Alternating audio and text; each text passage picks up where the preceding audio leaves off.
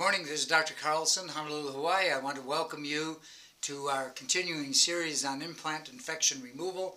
This is number 6. A 71-year-old chap came in. He's a psychologist with an implant that had been put in about 3 months ago.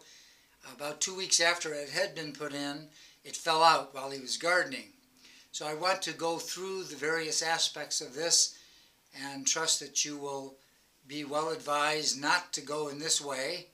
They cause severe problems systemically if you understand the relationship of the dental structures to the implants and the acupuncture meridians. So let me go through this now. I'll step behind the camera. This is a photograph of an x-ray that was taken showing various architectural changes. The funneling here in the front, of course, this is a newly placed implant, and the osseointegration hasn't taken place completely, although it was solid. He had infected material around the cuff of the tooth. I'll show you that in a moment. And he was seeping fluids, kind of a purulent, sometimes bloody exudate, we call it, that smelled and had a horrific taste. So this is the x-ray photograph showing the implant and placement.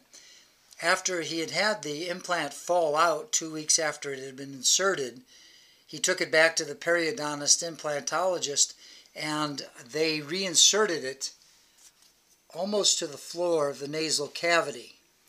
I think it perforated actually, but I'm not sure about that. We took this out about 2 weeks ago, and he's feeling much better and has none of that odor or problem with that.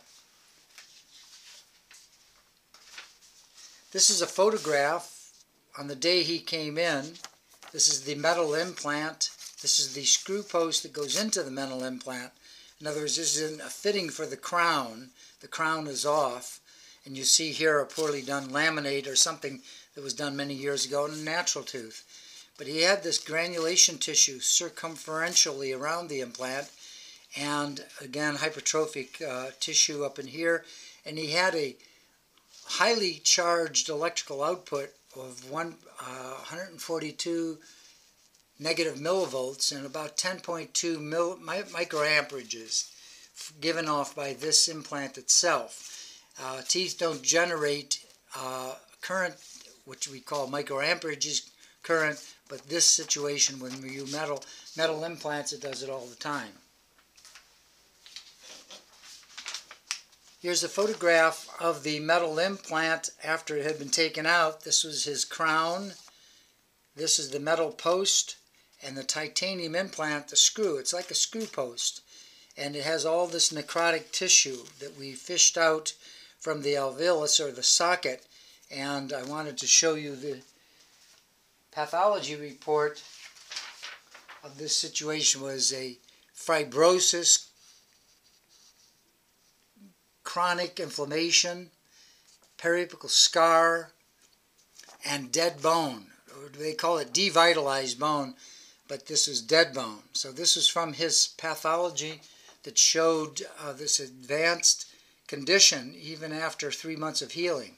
So I'm going to also show you how we restored this. We used the Carlson bridge technology. This is where the metal implant post was. We had to bridge from tooth number 10 over here. This is where the metal implant was. It's now a Carlson wing pontic bridge here.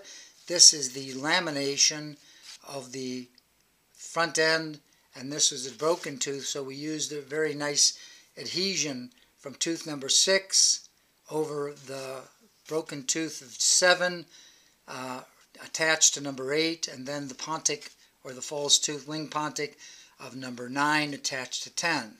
So this is actually a 5-unit bridge, if you will. So that's the condition I wanted to report on implant infection removal number 6, and I trust that you will be advised. Well, I would think it would be wise to look at the issue very deeply and see how these things can cause severe systemic problems, but not only that, but systemically. Well, in the local area, the tissues, bleeding, odor, and constant maintenance on your part to maintain the implant. So with that, we'll end that presentation, and thank you for joining us here in Honolulu. It's Saturday morning and God's wondrous paradise, and it's a beautiful place to be, and thank you very much for joining us. Yeah, I'll talk to you again.